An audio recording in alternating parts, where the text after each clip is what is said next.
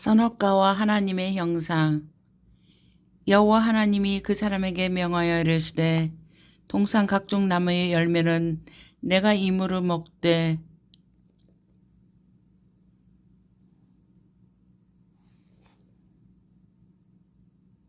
먹고 또 먹어라. 선악을 알게 하는 나무의 열매는 먹지 말라. 히브리서 선과 악을 구별하는 지식의 나무로부터 너는 먹지 말라. 그것으로부터 내가 먹는 날에는 반드시 죽으리라 하시니라. 하나님께서는 아담을 자신의 형상으로 지어 땅의 모든 짐승과 공중의 새와 바다의 고기들을 자신의 지배하도록 하셨다. 하나님께서는 에덴 동산 밖에서 먼저 아담을 흙으로 빚어 만들고 에덴 동산으로 인도하여 그곳에서 자신을 대신해서 통치권을 행사하게 하셨다.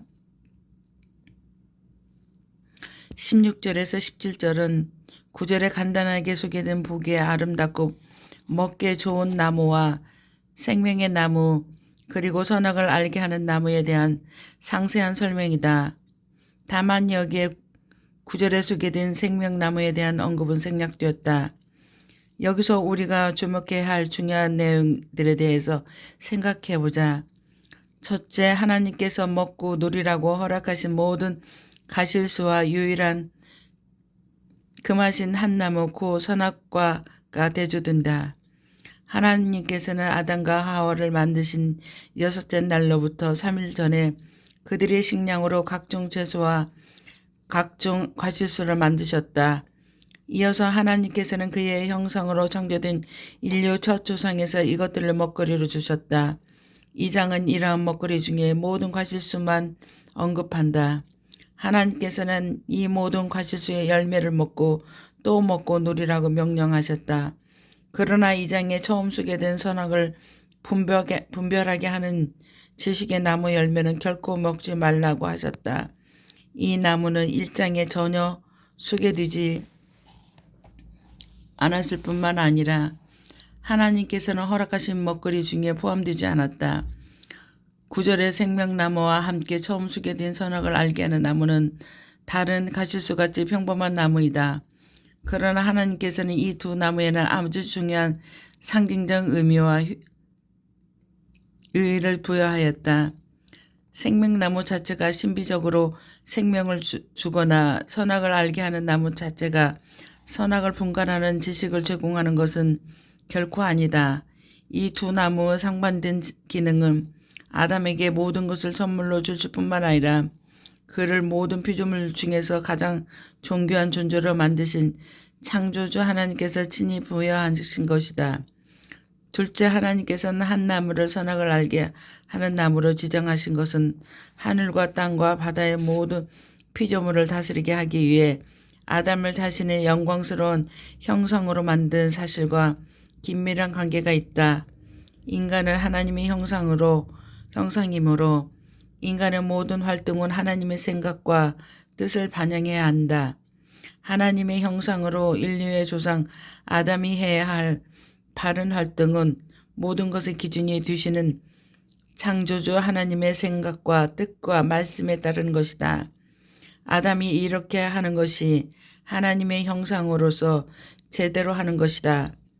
선악을 알게 하는 나무는 하나님의 창조이시며 아담은 그의 피조물이라는 엄격한 구분과 그는 모든 피조물 중에서 유일하게 하나님의 형상이라는 사실을 일정 기간 동안 가시적으로 보여준다. 선악과와 기능과 역할은 아담이 하나님의 형상이니 하나님의 모든 말씀에 따라 만물을 통치해야 한다는 것을 보여주는 것이다. 아담은 자신이 하나님의 형상인 것을 의식하며 그가 창조주 하나님의 뜻에 따라 살아야 한다는 것을 본능적으로 알게 되어 있다.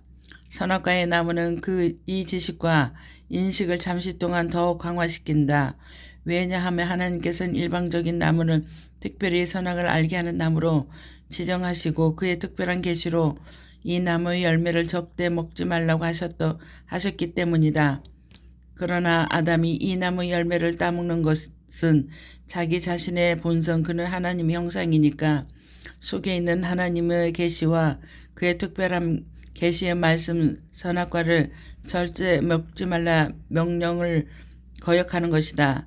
셋째, 내가 먹는 날에는 반드시 죽으리라는 말씀에서 반드시 죽으리라는 것은 히브리어의 죽고 또 죽으리라는 번역한 것이다. 하나님께서는 이와 같이 죽으리라고 하셨는데 뱀은 하와를 유혹할 때 결코 죽지 아니하라고 정반대로 말했다.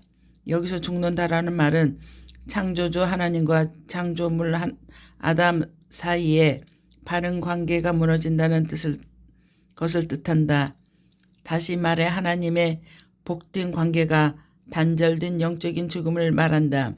그러나 사탄의 도구로 사용된 밤이 결코 죽지 아니하라는 말한 것은 이와 같은 의미를 가진다.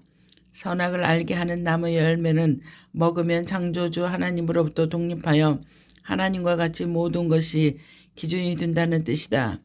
그러므로 하와가 뱀의 말을 듣고 선악과를 따먹고 아담에게 그 열매를 준 것은 그들의 하나님 형상으로 사는 것을 포기하고 자기들이 하나님과 같은 독립적 존재가 되기로 결정하였음을 보여준다. 그 결과 아담과 그의 모든 후손은 하나님과의 바르고 복된 관계가 단절되고 영적으로 죽어 주와 사탄의 종으로 전락하고 말았다. 타락 후에도 인간의 존재 자체는 여전히 하나님의 형상이다. 그러나 그의 형상의 영적이고 도덕적인 기능을 완전히 마비되어 자기 자신의 주와 사탄을 섬기는 자기가 되고 말았다. 아담의 모든 후손은 이러한 영적인 죽음과 영과 육체의 분리를 가져오는 육체적인 죽음과 몸의 부활 이후에 영원한 불 못에 던져지는 둘째 사망 곧 영원한 사망을 피할 수 없는 비참하고 가련한 존재가 되었다. 그러나 하나님은 아들이 사람이 되어 즉 둘째 아담과 마지막 아담이 되어 아담과 그 후손들의 죄와 정죄와 사망의 문제를 해결하고 그 대신에 의와 칭의와 생명을 주셔야 했던 것이다. 하나님께서는 선악과의 열매를 먹은 아담이 생명나무의 열매를 먹지 못하게 하신 것은 아담과 그의 모든 후손의 영원한 불행과 멸망을 막고 영생의 길을 열어주시기 위한 것이었다. 한마디 기도. 하나님께서 허락한 것을 풍성하게 누리고 감사함으로써 주님께서 금지한 것을 누리려는 어리석음과 유혹을 물리치게 하소서. 아멘.